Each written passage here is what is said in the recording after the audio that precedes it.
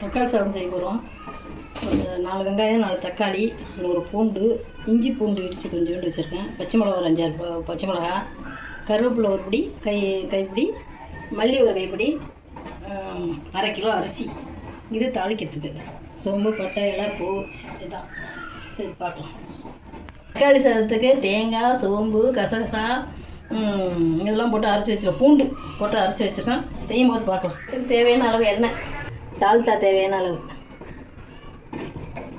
தேவையான அளவு நெய்.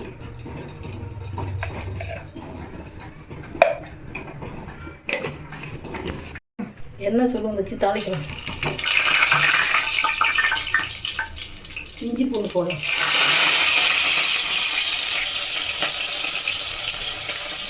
வெங்காயம் போடணும். வெங்காயம், பச்சை மிளகாய், பூண்டு,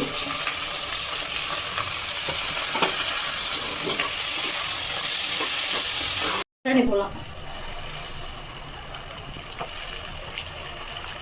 மல்லி ஒரு கைப்பிடி அளவு, புதினா ஒரு கைப்பிடி அளவு போட்டு நல்லா வதக்கணும்.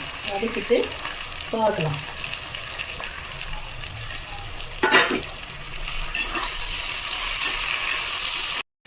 தக்காளி போடுறோம்.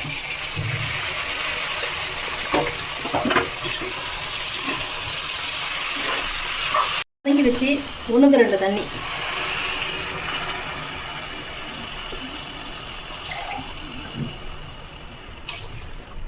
அரைச்சி தேங்காய் போடுவோம்.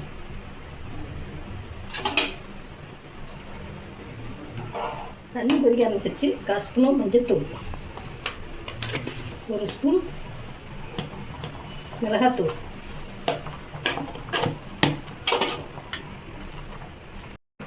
தேவையான அளவு உப்பு. கொதி வந்துருச்சு. அரிசியை போட்டு ஒரு சவுண்டு வச்சு இறக்குனா தக்காளி சாதம் ரெடி. தேவையான அளவு உப்பு, தயிர் பச்சடி, தயிர்,